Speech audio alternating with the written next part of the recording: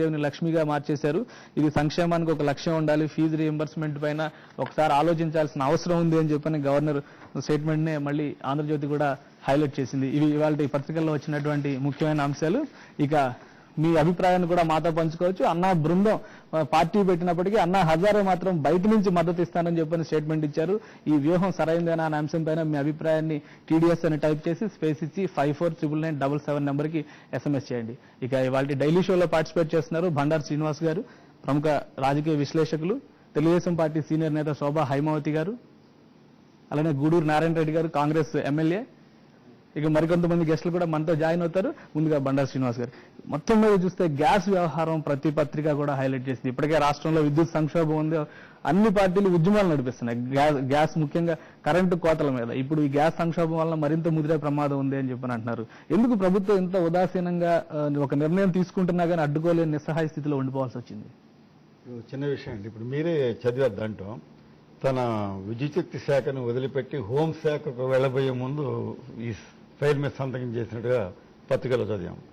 ఆయన హోమ్ స్టేట్కి బెనిఫిట్ అయ్యేటట్టుగా చేశాడు. హోంమంత్రిగా చేసిన మొట్టమొదటి ఉపయోగం ఏంటంటే, ఒక చిన్న విషయం అండి, ఇవాళ యూపీఏ గవర్నమెంట్ 2 ఇవాళ కేంద్రంలో అధికారంలో ఇప్పటిదాకా కొనసాగుతుందంటే కారణం ఏంటంటే, ఆంధ్రప్రదేశ్ నుంచి ఎన్నికైన అధిక సంఖ్యాకులైన కాంగ్రెస్ ఎంపీలు వాళ్ళకి తగ్గ దామాషా పద్ధతిలో వాళ్ళకి అసలు కేంద్ర మంత్రి పదవులు వచ్చినాయా లేదా అనేది అది పక్కన పెట్టాను. కానీ వచ్చిన పదవులని ఏమాత్రం మిగతా వాళ్ళతో పోల్చినప్పుడు, అంటే ఒకటి జాతీయ భావాలు నేను కించపరచట్లేదు, కేంద్ర మంత్రిగా ఉన్నవాడు మొత్తం దేశాన్ని సమంగా చూసుకోవాలి, ఇవన్నీ చెప్పుకోవాల్సిన కబుర్లే. కానీ మిగతా చోట్ల ఏం జరుగుతోంది, వాళ్ళు ఎలా చేస్తారు మనం ఎలా చేస్తున్నాం చిన్న కంపారిజన్ వస్తుంది రాజకీయాల్లో. వెనకటి ఇలాగా పర్వాలేదులే మొత్తం దేశానికి చేసేస్తున్నారు అనుకునే పరిస్థితి కాదు. అది కూడా ఎప్పుడంటే ఎట్ ది కాస్ట్ మన కాస్ట్లో పక్క వాళ్ళకి ఇవ్వటం అనమాట. ఒక పక్క మనం అతలాకుతలం అయిపోతుంటే విద్యుత్ సంక్షోభంతో ఏం చేస్తున్నారు ఇవాళ, ఇంకా విజ్ఞాపన పత్రాలు ఇచ్చే పరిస్థితి అంటే సిగ్గుచేయండి. అది పోయి కలిసి మాకు ఇవ్వండి, మమ్మల్ని కన్సల్ట్ చేయండి, ఎందుకు చేస్తున్నారు ఇలా అని నిలదీసే పరిస్థితి లేదు. ఒక పక్క మిగతా వాళ్ళు రైల్వే మంత్రి శాఖ తీసుకున్నారంటే వాళ్ళకి స్టేట్కి కావాల్సిన చేసుకుంటున్నారు.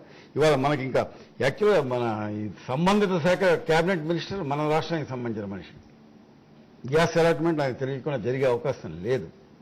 ఎందుకు జరుగుతోంది ఏంటి అనేది ఒక చిన్న ప్రశ్న వేసుకొని అది ఎక్కడ కనపట్లేదండి. ఏదో మేము మొత్తం దేశానికి ఎన్నికగా పంపించారు, మాకు 4 మంత్రి పదవులు ఉన్నాయి, దాంతో సరిపుచ్చుకునే కార్యక్రమంలో ఉన్నారు తప్పితే ఇవాళ ఇక్కడ ఏం జరుగుతోంది, రాష్ట్రానికి మనం ఏం చేస్తున్నాం అనేది లేదు. వాళ్ళు కూడా పార్లమెంట్ మెంబర్లు ఎలక్ట్ అయిన వాళ్ళు కూడా వాళ్ళ బాధ్యత నుంచి వాళ్ళు చాలా దూరంగా జరుగుతున్నాయి. పోయి కలిసాం, విజ్ఞాపన పత్రాలు ఇచ్చాం, చీఫ్ సెక్రటరీ పోయి కలిసింది, ఇవన్నీ వాళ్ళ వ్యవహారాలు. Serious issue. అవతల వాళ్ళు మన గ్యాస్ని పట్టుకున్నా అంటే ఆపమని కాదు, అలా అనుకుంటే మన నీళ్లు కూడా వాళ్ళమట్టి నుంచి నేను కాదంటలేదు.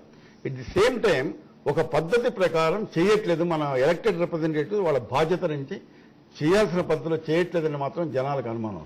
రైట్ స్వాభావికత గారే అంటారు. ఈ రోజు ఎలా ఉందంటే ఈ రాష్ట్రం నుంచి 30 మంది ఎమ్మెల్యే ఎంపీలున్నా మంత్రులున్నా వాళ్ళ బాధ్యత ఏంటంటే వాళ్ళ పదవులను వాళ్ళు కాపాడుకోవడానికే తిరుగుతున్నారు తప్పించి ఈ రాష్ట్ర ప్రయోజనాల కోసం ఒక్కరు కూడా మాట్లాడింది లేదు, ఒక్కరు కూడా గట్టిగా డిమాండ్ చేసింది లేదు. ఎవరు గట్టిగా మాట్లాడితే వాళ్ళ పదవి ఊడిపోతుందేమో అనేదే భయం. ఈరోజు చూస్తూ ఉంటే ఇప్పుడు ఇంత బర్నింగ్ ఇష్యూ ఈరోజు మన రాష్ట్రంలోని ఇప్పటికే వీళ్ళకి పల్లెటూరులో కానీ లేకపోతే పట్టణాల్లో కానీ కరెంటు కోత విపరీతంగా ఉంది. ఇప్పుడున్న కరెంటే సరిపోలేని పరిస్థితి, వీళ్ళు విద్యుత్ ఉత్పత్తి మీద దృష్టి పెట్టలేని పరిస్థితి. కానీ అక్కడి నుంచి వచ్చినటువంటి కేంద్రం నుంచి వచ్చినటువంటి మరి ఈ రాష్ట్రానికి న్యాయంగా దక్కాల్సినటువంటి వాటాలను కూడా ఇంకొకరు తీసుకెళ్లిపోతా ఉంటే వీళ్ళు చూస్తూ ఊరుకుంటే ఇంక దేనికోసం వీళ్ళు ప్రజాప్రతినిధులా లేకపోతే వీళ్ళు ఏమన్నా సొంత వీళ్ళ కోసమే పదవులా? ఇవాళ గట్టిగా అడగలేని పరిస్థితి కూడా ఉంటే ఒకవైపు చూస్తుంటే రైతుల కోసం ఇంత జరుగుతున్న రైతుల కోసం గట్టి మాట్లాడరు.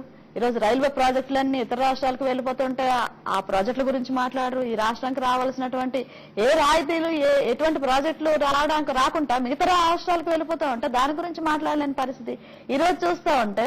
ఇప్పుడు శ్రీనివాస్ గారు చెప్పినట్టుగా జయపాల్ రెడ్డి గారు కేంద్ర మంత్రిగా ఉండి కూడా ఏదైతే ఆ శాఖకు ఉండి కూడా విద్యుత్ మరి షిండే గారు వాళ్ళ రాష్ట్రాన్ని తీసుకెళ్లిపోతాం అంటే వీళ్ళుండి దేనికోసం ఇక్కడ అంటే వాళ్ళ పదవులు కాపాడుకోవడానికే కానీ ఇంకో దానికి కాదు. కాబట్టి ఈ రోజున ఒక్కటి ఖచ్చితంగా అడగాల్సిన ఇప్పటికైనా సరే కనీసం ఏదో మీరు వెళ్ళారు, ఒక టీం వెళ్ళారు, ఎమ్మెల్యేల టీం వెళ్ళారు, మంత్రుల టీం వెళ్ళారు, ఒక లెటర్ ఇచ్చేసారు, వచ్చేసారు, వాళ్ళ బాధ్యత అయిపోయిందంటే ఎవరు ప్రజలు నమ్మే పరిస్థితి లేదు. ముందు ఈ రాష్ట్రాన్ని అంధకారంలోకి నెట్టారు. ఇప్పటికైనా సరే కళ్ళు తెరవండి, ఇప్పటికైనా సరే ముందు డిమాండ్ చేయండి, లేదంటే 30 మంది ఎంపీలు అక్కడ వెళ్ళి రాజీనామా చేస్తారండి. కానీ అంతకు మించి లేదు, ఇంతకన్నా పెద్ద సమస్య అయితే లేదు. ఇవాళ 400 మెగావాట్ల విద్యుత్తుకి ఇక్కడ అంతరాయం వస్తా ఉందంటే ఇక్కడ ఇప్పటికే పరిశ్రమలు మొత్తం నెలలో 15 రోజులు మూతపడిపోయే పరిస్థితి. వ్యవసాయానికి 9 గంటల విద్యుత్ ఇస్తామన్నారు, ఉచితంగా అది లేని పరిస్థితి. ఈరోజు కరెంటు ఛార్జీలు విపరీతంగా పెరిగిపోయి ఇళ్లలో కూడా చిన్న చిన్న పరిశ్రమలు కూడా మూతపడిపోయే పరిస్థితి ఈ రోజు కనిపిస్తా ఉంది. ఇంతకన్నా సీరియస్ ఇష్యూ ఉండదు కదా. ఇక మన షోలో జాయిన్ అయ్యారు జూపుడు ప్రభాకర్ గారు, వైఎస్ఆర్సీపీ సీనియర్ నేత. ప్రభాకర్ గారు, మీ అభిప్రాయం ఏంటి? గ్యాస్ కోటాకి సంబంధించి రాష్ట్ర ప్రభుత్వం సమర్థంగా అడ్డుకోగలిగింది, మన వాటా రావాల్సిన వాటాను కూడా తీసుకుపోతుంటే ఏమీ చేయలేకపోయింది, నిస్సహాయంగా ఉంది అనేటువంటి వాదనలో మీరు ఎంతవరకు I have got a small doubt. నాకు ఇక్కడ ఉన్నటువంటి అనుమానం ఏంటంటే అసలు మన ఎంపీలకు కానీ మన మంత్రులు కానీ దీని మీద అవగాహన ఉందా లేదనేది ఒక డౌట్. అవగాహన ఉన్న తర్వాత అడ్డుకుంటారా లేకపోతే ప్రశ్నిస్తారా అనేది ఒకటి వస్తుంది. అవునన్నా కాదన్నా మన రాజ్యాంగం ప్రకారం hours is a federal state. ఇది స్టేట్ ఉంటుంది, సెంటర్ ఉంటుంది. ఒకవేళ మనకు తెలియకపోతే మిగతా రాష్ట్రాలను చూసినా నేర్చుకోవాల్సిన అవసరం ఉంటుంది. వీక్ సెంటర్ ఉన్నప్పుడు స్ట్రాంగ్ స్టేట్స్ జనరల్గా డామినెంట్గా ఉంటే వాళ్ళకి కావాల్సింది సాధించుకుంటారు. ఉదాహరణకి మీరు తీసుకుంటే వెస్ట్ బెంగాల్లో మమతా బెనర్జీ, నేను వచ్చే రోజుల్లో బండారి గారి ఎగ్జాంపుల్ కూడా ఇచ్చి ఉండొచ్చు.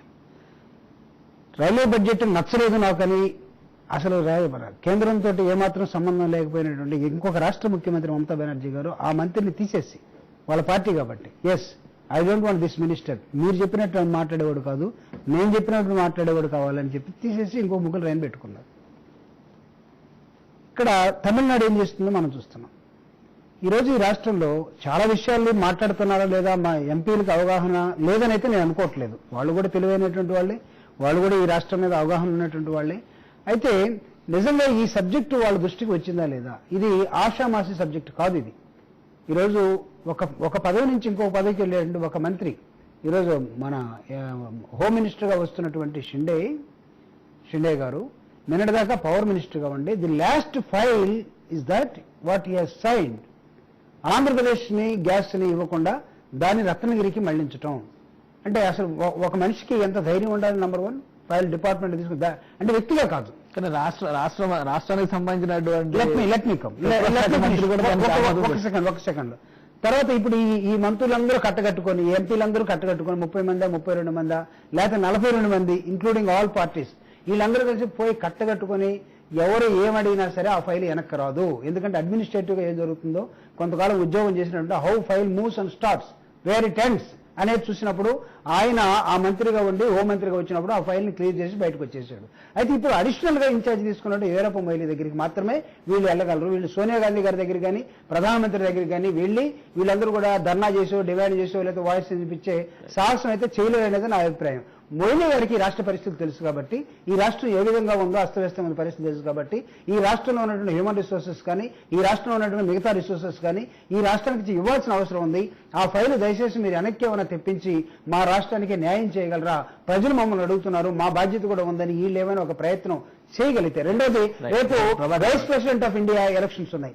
దానికన్నా ముందు వీళ్ళందరూ రేపు వెళ్తున్నారు, 6వ తేదీ వెళ్తున్నారు. కాబట్టి vice president of India elections లో మేము పార్టిసిపేట్ చేయాలంటే మాకు ఈ సహాయం చేసి పెట్టండి అని వీళ్ళందరూ 42 మంది ఏమైనా మాట్లాడగలిగితే మన రాష్ట్రానికి న్యాయం జరుగుతుంది. కానీ ఏమాత్రం మాట్లాడలేదు అంతే సంగతి. ప్రభాకర్ గారు, ఒక నిమిషం. కాంగ్రెస్ ఎంపీ గుత్తా సుఖేందర్ రెడ్డి గారు ఫోన్ లైన్ లో ఉన్నారు. సుఖేందర్ రెడ్డి గారు నమస్కారం. సుఖేందర్ రెడ్డి గారు, ఈ గ్యాస్ కి సంబంధించి రాష్ట్రానికి రావాల్సిన న్యాయమైన కోటాను రత్నగిరికి తరలించారు అనేటువంటి అంశం పైన చర్చ జరుగుతుంది. అంటే ఎందుకని ప్రభుత్వం వైపు నుంచి కానీ రాష్ట్ర ప్రభుత్వం వైపు నుంచి కానీ ఎంపీల వైపు నుంచి కానీ ఎటువంటి పరిస్థితి అంటే అడ్డుకునే అవకాశాలు లేకుండా అయిపోయింది, ఫైల్ మూవ్ అయిపోయింది కాబట్టి మనం ఈ కోట నష్టపోవాల్సిందే, కొరతను కూడా అనుభవించాల్సిందే అనేటువంటి అభిప్రాయం వస్తుంది. మీరేమంటారు?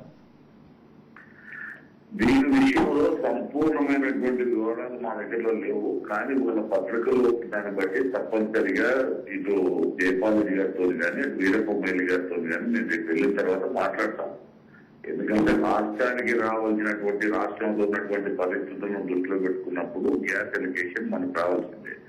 మన రాష్ట్రానికి సంబంధించి ఇతర రాష్ట్రాలకు మలిపేటప్పుడు అది 2008లో అప్పుడు తీసుకున్న నిర్ణయాన్ని ఆయన నిన్నటి వరకు విద్యుత్ మంత్రిగా ఉన్నారు కాబట్టి ఆయన పూర్తిగా రాష్ట్రానికి మలుపుకున్నాడు అనేటువంటిది మనం పత్రికల్లో వచ్చినటువంటిది. కాబట్టి దీని విషయంలో జయపాల్ గారితో మాట్లాడతాం, వీరప్పమోయిన్ గారితో మాట్లాడతాం. అసలు వాస్తవ పరిస్థితులు ఏంటి, దాంట్లో మనకి ఏ విధంగా నష్టం జరుగుతుంది, ఏ విధంగా వాళ్ళకి అనవసరంగా మనకు అన్యాయం చేస్తూ వాళ్ళ రాష్ట్రానికి లాభం చేసుకున్నారు అనేటువంటి విషయం మీద తప్పనిసరిగా ఈ విషయంలో మేము స్పందిస్తాం, కేంద్ర ప్రభుత్వంతో మాట్లాడుతాం. రైట్ సుఖేంద్ర రెడ్డి గారు, అయితే ఫైల్ ఆల్రెడీ మూవ్ అయిపోయింది. ఇప్పుడు మూవ్ అయిపోయిన తర్వాత ఏమి చేయగలిగే పరిస్థితి ఉండదు. పైగా ఆయన బాధ్యతల్లో లేరు కాబట్టి రెండో మంత్రి ఇప్పుడు కొత్తగా ఛార్జ్ తీసుకున్న మంత్రికి చెప్పాలి. అది ఫలితం ఇవ్వకపోవచ్చు. ఉపరాష్ట్రపతి ఎన్నికలను దృష్టిలో పెట్టుకుని ఒత్తిడి చేస్తే ప్రయోజనం ఎక్కువగా ఉంటుందని జూపూడి ప్రభాకర్ గారు అంటున్నారు. మీరే అంటారు? నేను ఒక విషయం ఇక్కడ ఉపరాష్ట్రపతి రాష్ట్రపతి ఎన్నికలకు ప్రతి చిన్న విషయానికి ముడిపెట్టడం సరైనది కాదు. ఇప్పుడు ఒకవేళ షిండే గారు నిర్ణయం తీసుకుంటే పైకి వెళ్ళిపోతే ప్రధానమంత్రి గారు ఉంటారు. ప్రధానమంత్రి గారి దగ్గరికి వెళ్ళి మాట్లాడతాము. మాట్లాడే దానిలో మన రాష్ట్రానికి అన్యాయం జరుగుతున్నప్పుడు స్పందించాల్సిన పరిస్థితులు తప్పనిసరి స్పందిస్తాం. దాంట్లో అనుమానం ఏముంది? దాంట్లో ఎనకపోవచ్చినటువంటి అవసరం లేదు. రైట్, ఒక నిమిషం మీతో శోభా మోదీ గారు మాట్లాడారు. సార్ ఇప్పుడు ఇది ఇప్పటికిప్పుడే తయారైపోయి ఇప్పటికిప్పుడే సంతకం పెట్టింది కాదు కదా. ఇంతకు ముందు కొన్ని రోజుల నుంచి ప్రపోజల్ నడుస్తా ఉన్నప్పుడు ఎందుకు ఇప్పటి వరకు అడ్డుకోలేదు? మీరందరూ కూడా ఈ రాష్ట్రానికి ఈ విధమైన అన్యాయం జరుగుతుందని ఆలోచన మీకు 2008లో అప్పుడు ఉన్నటువంటి అవగాహన సరిగా లేదని చెప్పారు. చెప్పాడు ఆయన దీని మీద హోంమంత్రి బాధ్యత తెలుసుకున్న సందర్భంలో పెట్టినట్టుగా పత్రికలో చూసినాము. ఫైల్ ఇంత ముందు ఇప్పటికైనా ఒకవేళ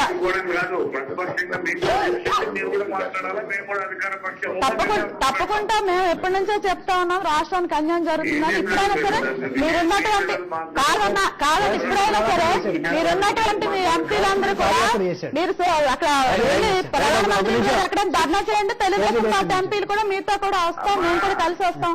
మా పార్టీ రద్దు చేయమని చెప్పి మీరు ప్రపోజల్ పెట్టండి, ధర్నా చేయండి తప్పకుండా. అన్నా చెప్పండి. అదే మేము పార్లమెంట్ తగ్గినము. మేము రేపు పోయిన తర్వాత ప్రధానమంత్రి గారి దగ్గర ధర్నా చేయాలా, ప్రధానమంత్రి గారిని ఒప్పియాలనేది మేము నిర్ణయం తీసుకుంటాం. దాంట్లో ఏం అనుమానం లేదు. మా పాత్ర మేము నిర్వహిస్తాం. మన రాష్ట్రానికి న్యాయంగా రావాల్సినటువంటి పోరాటానికి మా సంపూర్ణమైనటువంటి ప్రయత్నం ఉంటుంది. దాని కొరకు ఎలాంటి ప్రయత్నం చేయడానికైనా పాత్ర ఇంతవరకు లేదని మేము బాధ ఉంటాం. అది నారాయణ రెడ్డి గారు. Right, okay. సికందర్ రెడ్డి గారు, అయితే ఫైనల్ గా ఎట్లా ఉంటుంది మీ యాక్షన్ ప్లాన్? ఎలా ఉంటుంది అంటారు? అంటే అవసరమైతే ప్రధాని సోనియాని కూడా కలిసే అవకాశం ఉంది ఆ ఇష్యూలో, ఎందుకంటే రాష్ట్రం సంక్షోభంలో పడే ప్రమాదం. రాష్ట్రానికి సంబంధించినటువంటి రావాల్సినటువంటి మన హక్కులను కాపాడుకోవడంలో ఎవరిని కలవడానికైనా మేము వెనకాడము. ఇది చాలా స్పష్టంగా చెప్పదలుచుకున్నాము. ప్రధానమంత్రి గారిని అడుగుతాం, మా నాయకురాలు సోనియా గాంధీ గారిని అడుగుతాము. షిండే అన్యాయం చేస్తే ఆ అన్యాయాన్ని అరికట్టమని అడుగుతాం. మాకు న్యాయం చేయమని కోరుతాం. అనుమానాలకు అవసరం, అపోలకు ఆస్కారం లేదు. ఇంతకు ముందు కూడా మన రాష్ట్రానికి రావాల్సిన రైల్వే ప్రాజెక్టులో అన్యాయం జరిగినప్పుడు కూడా జరిగిన తర్వాత వెళ్లి కలిసారు, వచ్చిందేమీ లేదు. అలాగే రైతులకు సంబంధించి కూడా 40,000 రూపాయలు. చెప్పండి చెప్పండి అన్న. మేము మన రాష్ట్రానికి ఏమేమి రావాలా, మా ప్రాంతాలకు ఏమేమి రావాలా, మీ ప్రాంతాలకు ఏమేమి రావాలో తప్పనిసరిగా కొట్లాడుతున్నాం, తెచ్చే కాడికి తెస్తున్నాం. ఎక్కడైనా ఏదైనా అన్యాయం జరిగితే, ఎక్కడైతే సమస్య మేము తెలుసుకోలేక మీరు అడుగుతున్నారు కానీ కొట్లాడలే అదే సమస్య అవుతుంది. మీరు అడుగుతున్నారు కానీ కొట్లాడలేదు, గట్టిగా డిమాండ్ చేయడం లేదు. మిగతా రాష్ట్రాల మంత్రులాగా అన్యాయాలు అనేటువంటిది ఒక దేశవ్యాప్తంగా కాదు, రాష్ట్రంలో ప్రాంతాల వారికి కూడా జరుగుతున్నాయి. అది బయట సీట్లు కావచ్చు. ముందు మన రాష్ట్రానికి వచ్చే దాని గురించి మనం కాపాడుకుంటే మిగతా మన రాష్ట్రంలో ఏ ప్రాంతానికి ఏం చేయాలనేది మనం ఆలోచించుకోవచ్చు. అసలు రాష్ట్రానికి వచ్చే దాంట్లోనే మీరు స్పందన కరువు అయిపోతా ఉంది, పోరాటంలో లోపం వస్తుంది. అడుగుతున్నారా పోరాటం చేయట్లేదు. అక్కడ